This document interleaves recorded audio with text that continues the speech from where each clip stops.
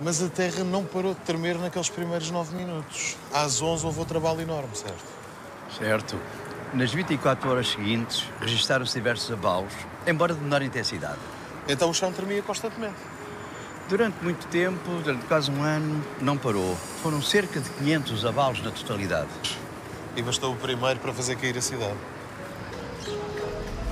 No dia do grande terremoto, Lisboa ficou praticamente destruída. Das 20 mil habitações, apenas 3 mil resistiram. Dos 65 conventos, apenas 11 ficaram de pé. Palácios, cadeias e hospitais não foram exceção. A igreja do Convento do Carmo é a memória daquele dia.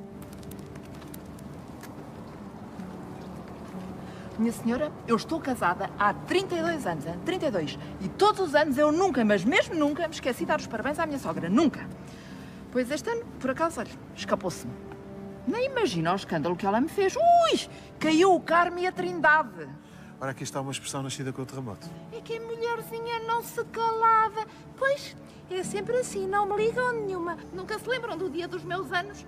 Aqui, aos berros aos meus ouvidos, com a bengala no ar de um lado para o outro. Não é que às tantas a bengala, plau, quase me acertava, minha senhora. Se eu não me tenho desviado, olha, passou assim, res, vés, Campo de Ourique. Outra.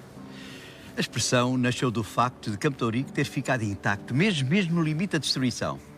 Ela é assim, xissapenico. Esta não nasceu com terremoto, pois não?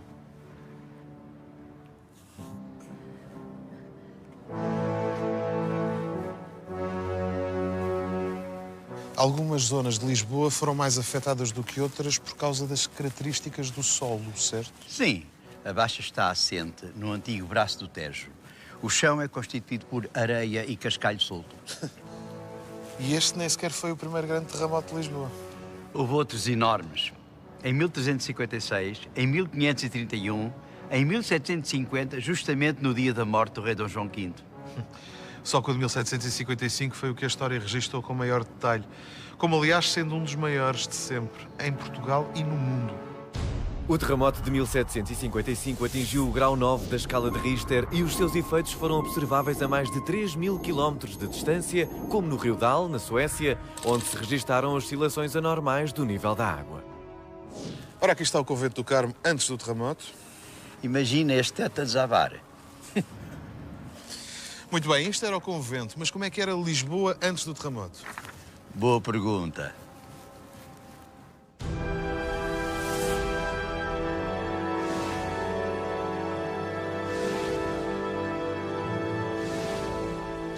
E aqui no Museu da Cidade podemos ver como era Lisboa antes de 1755. É incrível compará-la com o que é hoje. A estrutura urbana era, no mínimo, muito confusa. Eu diria medievalmente caótica. Apesar do seu enorme crescimento, a malha urbana de Lisboa continuava a ser a de um velho burgo medieval. As igrejas da cidade constituíam o núcleo dos bairros que à sua volta cresciam. Não existia qualquer ordenamento, salvo nos quarteirões modernos do Bairro Alto. A rua mais elegante da cidade era a Rua Nova dos Ferros e as duas grandes praças eram o Rossio e o Terreiro do Paço. O instinto natural dos lisboetas foi fugir para fora da cidade de Lisboa, ou indo para os campos ou para junto do rio. Só que aí os milhares de pessoas que estavam junto do rio depararam-se com um novo desastre, o tsunami. Com epicentro no oceano, o terremoto gerou um enorme tsunami com ondas a viajarem a 600 km/h e a atingirem a Europa, a África e até o Mar das Caraíbas.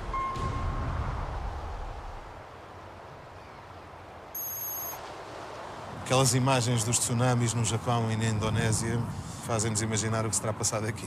É curiosa a comparação que fazes, até porque os três terremotos tiveram intensidade muito semelhante. Então o tsunami deve ter levado à frente tudo o que existia. Sim, incluindo o recém-construído Cais da Pedra com toneladas de mármore. Levado pelo mar e nunca mais visto? Nunca mais, mas aqui em Lisboa estamos perante um triplo desastre. Para além do terremoto, tivemos o tsunami e tivemos os incêndios. Ah, pois, porque sendo dia de Todos os Santos, Lisboa estava cheia de velas acesas. Os incêndios demoraram 5 a 6 dias e completaram a obra do terremoto. Aparentemente, o grande incêndio terá tido origem a norte do Rossio. O vento vindo de nordeste propagou as chamas, juntando-as a vários pequenos fogos nas igrejas e nas casas cujas chaminés caíram. O fogo na cidade foi a causa da maior parte da sua destruição. Existe uma excelente pintura sobre o terremoto. A alegoria do terremoto de João Stroberle. Pois ele estava em Lisboa e presenciou tudo. Vamos ver.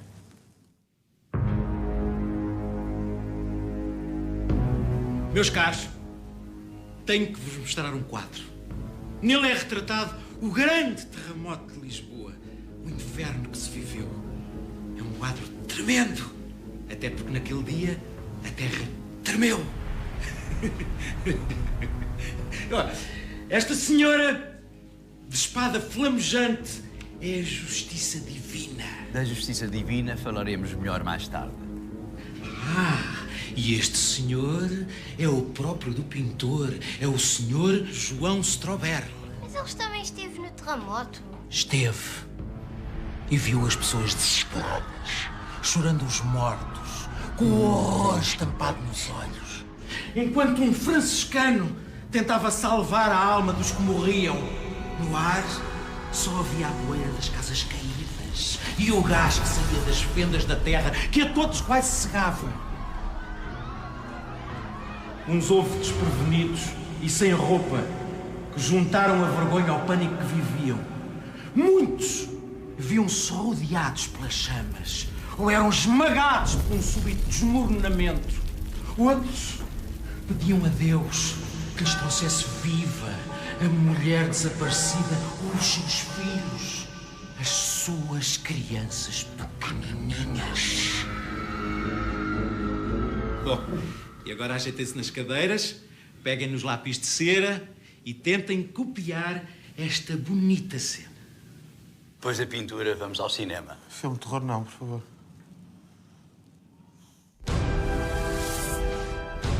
Fernando, eu conheço estas imagens. Este é o avião que lançou a bomba de Hiroshima. Precisamente. São imagens arrepiantes, não há dúvida. Mas o que é que isto tem a ver com o terremoto? Charles Boxer, um historiador britânico já falecido, especialista na história de Portugal, comparou os dois acontecimentos. Mas o quê? A nível de destruição? A nível do impacto internacional que ambos acontecimentos tiveram. Ou seja, o mundo mudou em 1755, tal como mudou com Hiroshima. Ou, por exemplo, com o 11 de setembro. O desaparecimento súbito de uma das mais importantes capitais da Europa consternou o mundo de então e gerou inúmeras pinturas, debates, dissertações e até representações teatrais. Aquela era a época do iluminismo, com intelectuais a substituir velhas crenças religiosas por uma visão científica. Caso de Newton, Gravidade. Franklin, Eletricidade. Rousseau, Liberdade, igualdade, fraternidade. Voltaire. Será que ele também vai dizer algo acabado em dade? Mas tolerância e justiça. Olha, não. Boa. Kant. O conhecimento é uma construção mental que exige dados e formas. Kant, Voltaire e Rousseau dedicaram muito da sua obra ao terremoto, criando, inclusive, entre os dois últimos, uma acesa guerra filosófica depois de Voltaire publicar Poème sur le désastre de Lisbonne e a sua maior obra, Cândido ao Otimismo. Tu m'énerves. Non, non, non, non, non, c'est toi qui m'énerve. C'est toi. Toi. Toi. Toi. Mais Lisbonne, pourquoi? Tu m'énerves.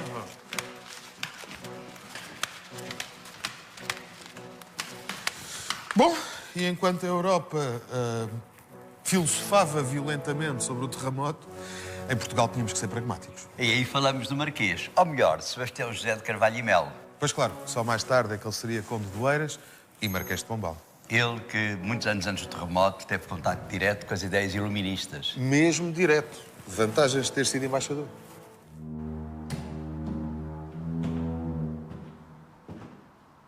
Sebastião José de Carvalho e Melo foi embaixador nas cortes inglesa e austríaca.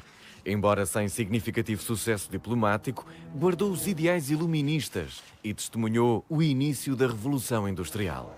Em Viena, fez-se até maçom. Considerava os ingleses arrogantes, mas admirava o seu espírito empreendedor e a sua ambição e tenacidade no mundo. Foi com esta formação política e económica que, em 1750, voltou a Portugal para receber do seu novo rei, Dom José, um dos 3 mais importantes cargos do reino. Secretário de Estado dos Negócios Estrangeiros e da Guerra.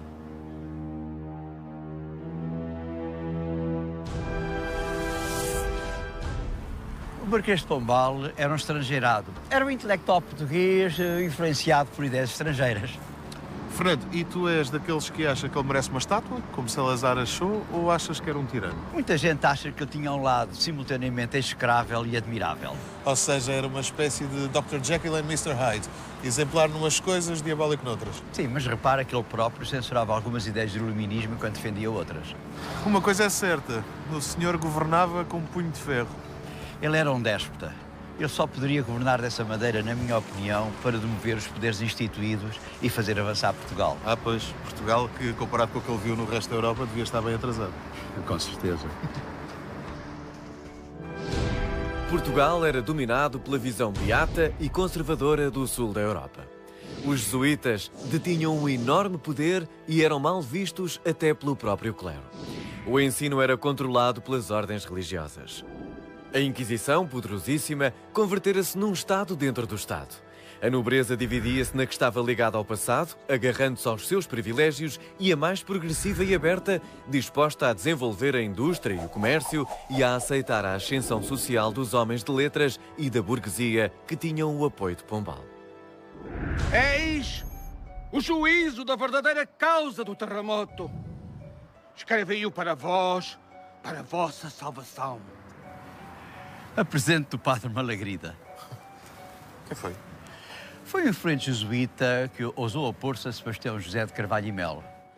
O terremoto foi castigo pelos muitos pecados dos mandatários deste país.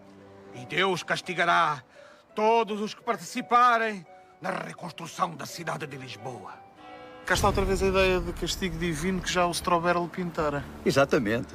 E o que é que o nosso Pombal, futuro marquês, fez aqui com o Padre Malagrida? Foi julgado e queimado. Isso, sob que acusação?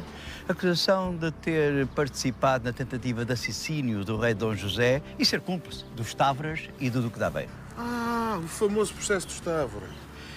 E o local onde supostamente aconteceu o regicídio foi aqui, na Igreja da Memória.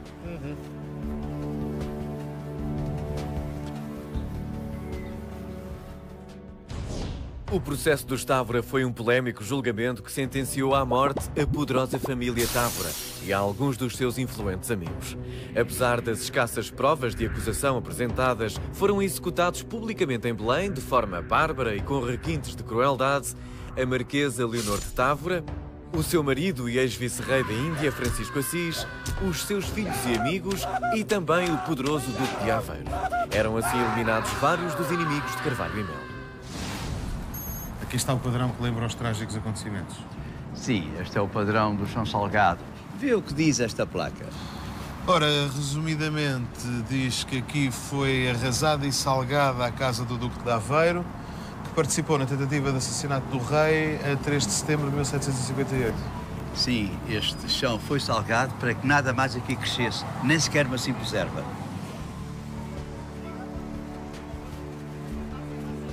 Ora bem, Duque de Aveiro e os Távora, Sebastião e Melo, riscou do mapa. E Malagrida também. Malagrida. Claros exemplos de como a nobreza e os jesuítas foram controlados. Olha, ofereço-te para utilizares como separador no teu bloco. Ah, muito obrigado.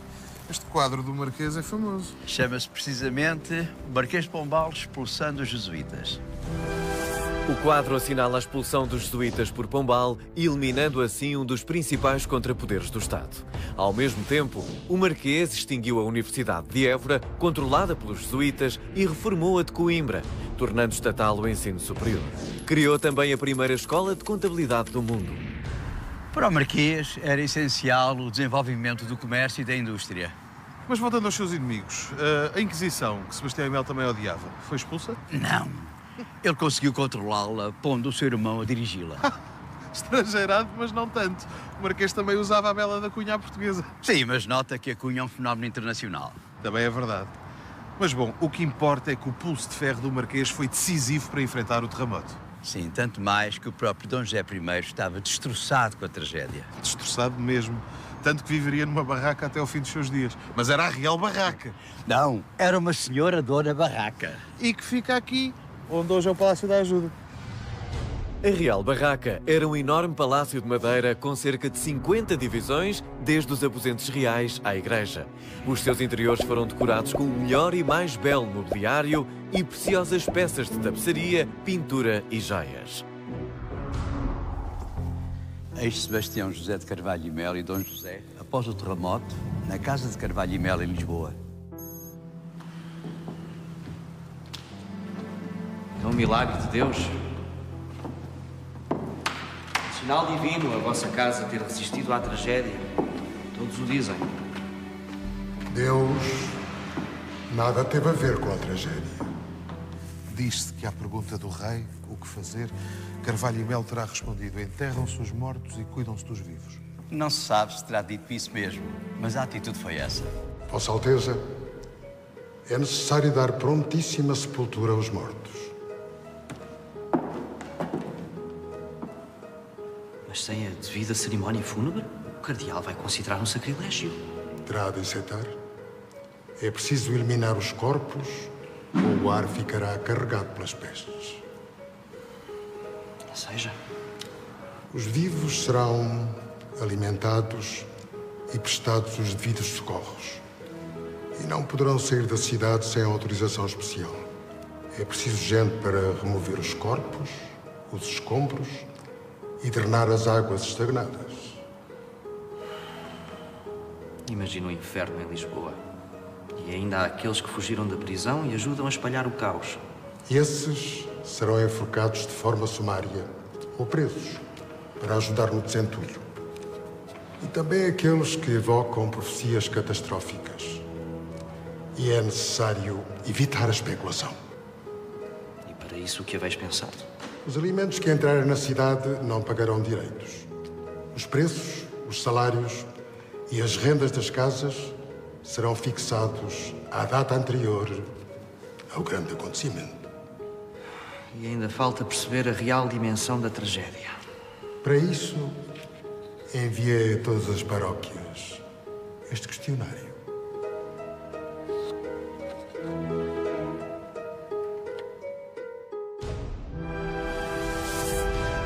Este é o inquérito cujos resultados estão arquivados na Torre do Tombo.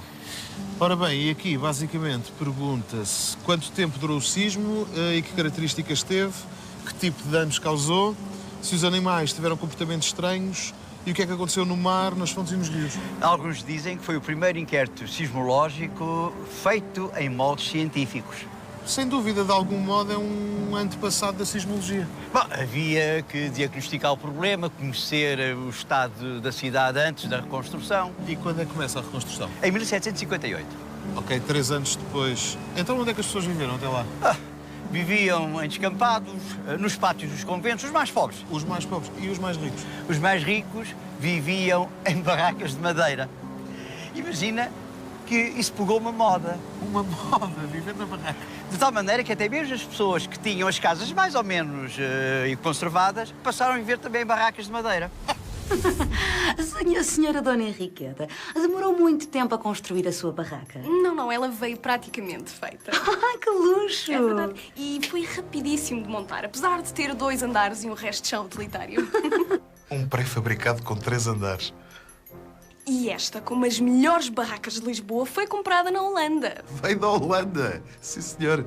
E as barracas eram caras? Claro, eram vendidas a preços especulativos. E como é que pensa decorá-la? Olha, estou a pensar assim em mobília, estilo Luís XV, sabe? O mais recente. O mais recente. E também vou comprar porcelanas vindas da Índia, daquelas que têm chegado nos barcos ingleses. Acho maravilhosas. Também adoro os tecidos. Sim, adoro tecidos, vou comprar imensos tecidos.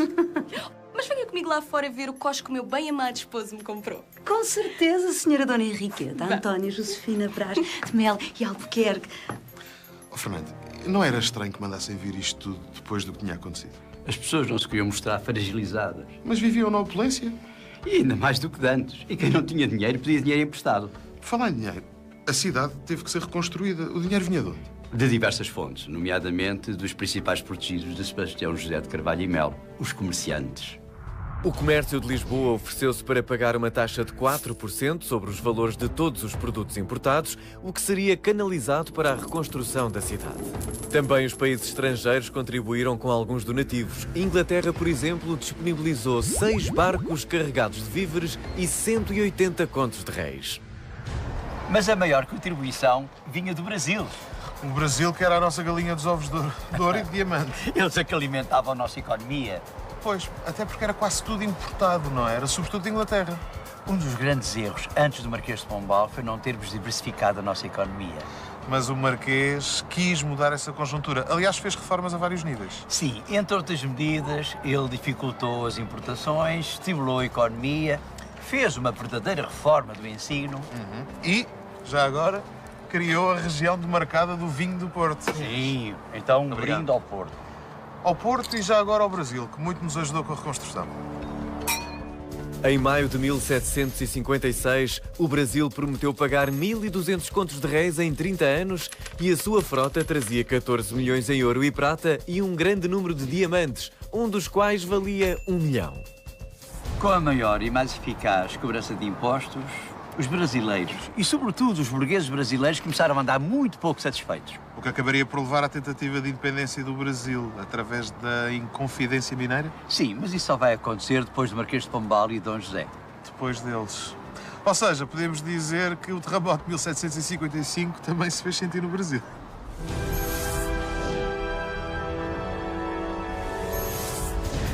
Tá sentindo a tremedeira? Sim, no bolso. A sua também foi no bolso? É, no bolso. A gente tem que acabar com isso. O aumento dos impostos sobre o ouro que Portugal impôs ao Brasil ficou conhecido como derrama. Esse agravamento fiscal suscitou a Inconfidência Mineira, cujo líder foi Joaquim José da Silva Xavier, conhecido como Tiradentes, e que visava a independência do Estado de Minas Gerais. A revolta foi marcada, mas um dos inconfidentes denunciou às autoridades portuguesas. O movimento falhou e Tiradentes foi enforcado. Contudo, muitos brasileiros consideram a Inconfidência Mineira como o início da independência do Brasil.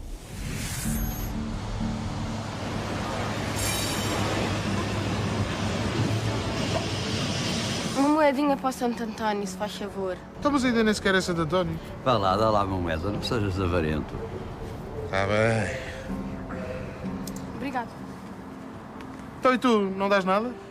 Sabias que esta tradição nasceu com o terremoto? Qual? A de eu dar uma moeda e tu não? A tradição de pedir uma moeda para o Santo António. E surgiu porquê? Surgiu para a reconstrução da Igreja de Santo António. Aliás, é o primeiro templo a ser recuperado após o terremoto. Só através dos molas? Não, também com a ajuda do erário régio. E quanto à reconstrução, qual foi a primeira medida de Pombal? Foi a de chamar o engenheiro-mor do reino, o Manuel da Maia. Nascido em 1677, Manuel da Maia tinha perto de 80 anos a quando do terremoto. Notável engenheiro militar, participou em construções tão importantes como a do Aqueduto das Águas Livres e a do Convento de Mafra. A 4 de dezembro de 55, já Manuel da Maia terminava uma dissertação com 5 alternativas para reconstruir Lisboa. Muito bem. A primeira é reconstruir a cidade tal qual era outrora. Mas isso é um mero remendo. Lisboa será sempre mal servida por ruas estreitas e de aborrecível uso. 2 coches não conseguiam passar um pelo outro. Era um dos problemas da velha Lisboa. A segunda é reconstruir a cidade mantendo a altura dos edifícios, mas alargando as ruas, ficando a cidade mais formosa do que antes era. A terceira hipótese é reconstruir a cidade, mas restringindo a altura dos edifícios ao máximo de 2 pisos e alargando as ruas estreitas. Haveria assim menor perigo de caírem do que se fossem prédios com 7 andares. E se isso acontecesse, as pessoas teriam mais espaço para fugir. Mas agora vêm as soluções preferidas por Manuel da Maia. A quarta arrasará toda a parte central da cidade. Os escombros servirão para abrandar os declives e a planificação das ruas far-se-á com liberdade competente. Outra vantagem será que esta parte da cidade, tantas vezes inundada durante a maré cheia, estará protegida do rio. Curioso. A Baixa não era plana. Por fim, a quinta solução será construir uma outra Lisboa inteiramente nova em Belém. Mas esta ideia de reconstrução de uma povoação ao lado da antiga nem sequer é original. Pois é o caso de todas as localidades cujo nome começa por Vila Nova. Mas essas opções chegarão certamente às mãos de Carvalho e Melo.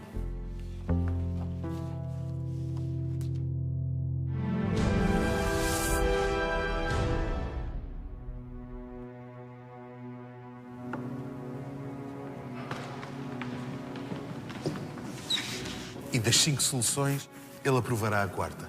Em abril de 1776, é apresentada a planta do centro da cidade de Lisboa. Praticamente igual ao que é hoje? Quase igual.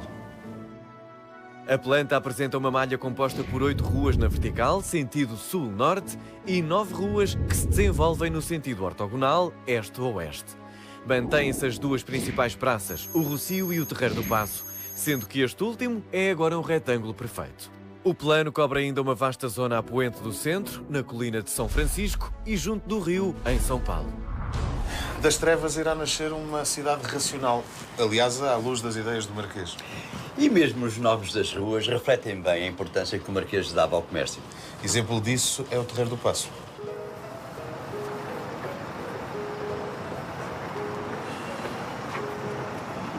Espaço esse que foi rebatizado como Praça do Comércio, embora as pessoas insistam em chamar-lhe Terreiro do Paço. Era o reconhecimento do Marquês a uma classe que mais tinha contribuído para a construção da cidade. No fundo, os seus favoritos. As ruas principais da Baixa vão ter nomes de ofícios nelas instalados. É o caso da Rua do Ouro, ou dos Fanqueiros, ou dos Sapateiros. Os nomes religiosos foram atribuídos às ruas secundárias, perpendiculares, como a Rua de Santa Justa ou a de São Nicolau. Já a principal rua, a Rua Augusta, homenageia a augusta figura do rei. E quem desenhou esta planta foi o braço direito do Manuel da Maia, o Eugênio dos Santos. Na verdade, Manuel da Maia tinha 2 braços direitos. Coitadinho. Pois. Era o Eugênio dos Santos e o Carlos Bardel. Os 3 formavam o triângulo perfeito para a reconstrução da cidade de Lisboa. Arquiteto e engenheiro militar português, Eugênio dos Santos de Carvalho era arquiteto do Senado de Lisboa, o equivalente à Câmara Municipal.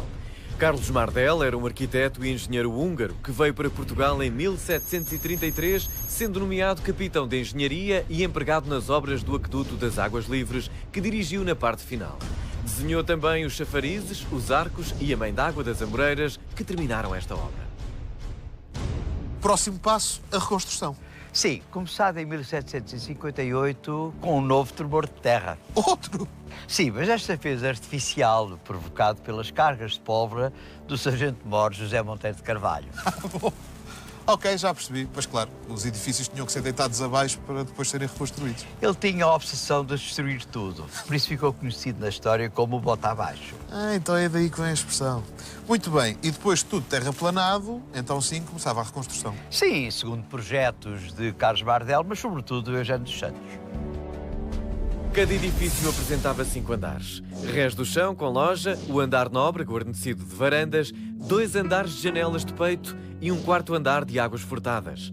Deste desenho, Eugênio dos Santos apresentou derivações aplicadas às restantes ruas, mas com fachadas muito idênticas. Mardel incluiu pouquíssimas alterações, sendo de destacar os seus telhados germânicos que fizeram as águas furtadas mais originais e espaçosas.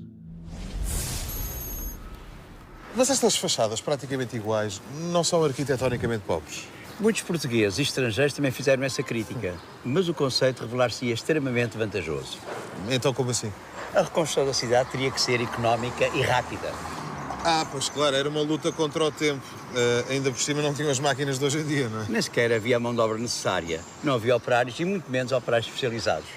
Então tiveram certamente de recorrer a operários de fora da cidade. O mais curioso é que muitos deles nunca puseram os pés em Lisboa. Então, mas como é que isso é possível? É porque os prédios eram praticamente iguais. Sim. Pois claro, era a standard, portanto, eram uniformes, não é? Portanto, era como se fosse uma linha de montagem. Era a standardização. Há uma palavra para isto.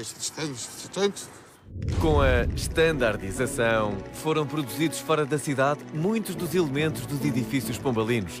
A sua produção em série tornava-se mais rápida e económica e de fácil aplicação. Exemplo disso são as balaustradas e os painéis de azulejos que podiam formar padrões adaptáveis a qualquer área sem o recurso a ladrilhadores.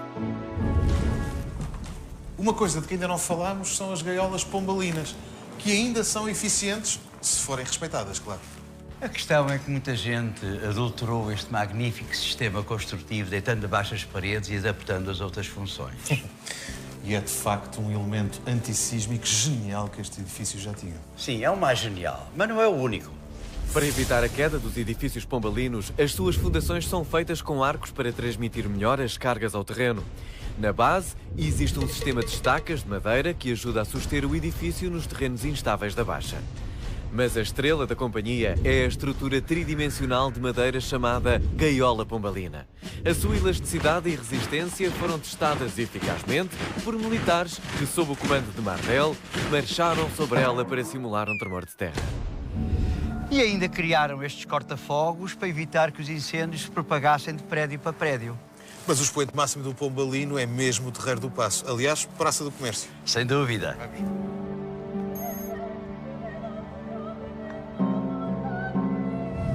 Aqui a vida da corte foi substituída pela vida moderna, comercial, sem o Palácio do Rei. Sem o Palácio? Mas porquê? Porque Dom José preferia viver na Real Barraca? Não, já estava previsto anteriormente. Aqui ficariam instalados os tribunais, os serviços públicos, a alfândega, a Bolsa de Valores dos Comércios. Uma praça bem pragmática e funcional, portanto, mas também com um lado monumental absolutamente impressionante. Sim, esta é a entrada para o Tejo e simultaneamente a sala de visitas de Lisboa, com o Cais das Colunas, o Arco Triunfal, a estátua equestre do Rei Dom José, etc. A estátua de Dom José foi realizada pelo escultor Machado de Castro com base em alguns esboços de Eugênio dos Santos. Contudo, o trabalho de Castro não foi facilitado. Teve pouquíssimo tempo para realizá-lo e nunca foi admitido à presença do rei para melhor o retratar.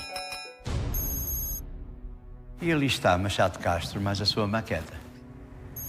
Criei a estátua sem nunca ter visto o nosso digníssimo rei mais gordo. Tudo o que vi foram quadros dele.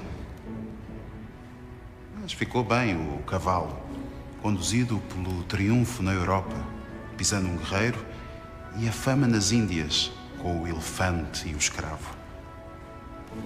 E as serpentes escondem na perfeição a estrutura que suporta o cavalo do rei. Cada vez que me lembro que os elogios todos foram para o brigadeiro... Qual brigadeiro? E porquê que ele está a falar sozinho? O brigadeiro Bartolomeu da Costa, que transpôs as tecnologias militares de fundição para a construção da estátua. Isso representou uma enorme inovação na época. E o trabalho de Machado de Castro foi subestimado? Sim, nessa altura foi. 38.564 quilos, derretidos em 28 horas, de um só jato, constituindo uma só peça. Algo nunca visto antes. Muito bem, muito bem. Admito o valor. Ele teve o engenho. Mas quem é que teve a arte? Hã? Quem é que foi? Ninguém quer saber dos artistas. O mundo é dos engenheiros. Olha, aboou. Mas anos mais tarde foi-lhe concedido o reconhecimento a que teria direito, tendo sido mesmo considerado um dos grandes escultores do seu tempo. Fantástico. Estás a ver, Machado? Quem espera sempre alcança.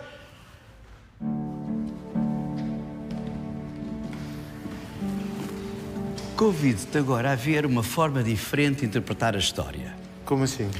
Marquês de Pombal era maçom, certo? Certo. Pois bem, há a teoria de que a Baixa Pombalina não é mais que a projeção simbólica de um templo maçónico. Fernando, mas isso não é um delírio. Pode ser, pode não ser. Existem diversos indícios. Repara aqui naqueles quadros, naquele compasso. Olha, aqui nesta gravura vês melhor. Pois, são símbolos maçónicos. Mas o mais incrível vem a seguir na planta de Eugênio dos Santos. Ele, tal como Carlos Mardel e um próprio Marquês, era também maçom. O Cais das Colunas seria a entrada do Templo Salomão, ou maçónico. As 3 primeiras fiadas de prédios seriam os 3 passos do ritual dos aprendizes. As 5 fiadas seguintes seriam os 5 passos dos companheiros maçons. Já os 8 passos dos mestres teriam de ser de seu exclusivo conhecimento e por isso eram dissimulados.